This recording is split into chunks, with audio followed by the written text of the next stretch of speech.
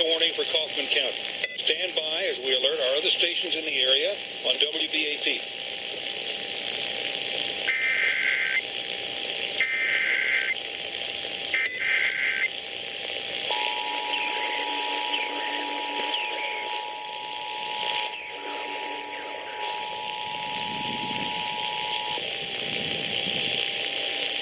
Programming at the request of the National Weather Service to activate the North Texas Emergency Alert System. The National Weather Service has just issued a tornado warning for southern Hunt County, northeastern Kaufman County, northwestern Van Zandt County, and northwestern Rains County until 6:30.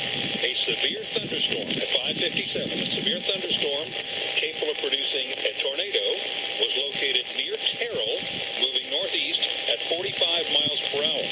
Storm spotters are watching the storm. This is a radar-indicated warning for rotation. Flying debris can be dangerous to those caught without shelter. Mobile homes can be damaged or destroyed. Damage to roofs, windows, vehicles can occur. Tree damage also likely. This storm will be near Lake Tawakoni by 6:15, Quinlan and Hawk Cove by 6:20, west and east Tawakoni by 6:25. This also includes portions of Interstate 20 between mile markers 498 and 512 and Interstate 30 between mile markers 89 and 98. The storm is going to be crossing Interstate 20 immediately and will soon be crossing Interstate 30 as well as US 80.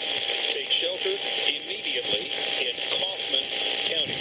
A tornado warning has been issued for southern Hunt, northeastern Kaufman County, northwestern Van Zandt County, and northwestern Rains County until 6:30. A severe storm capable of producing a tornado was located near Terrell, moving northeast at 45 miles per hour. All North Texas stations affected by this alert are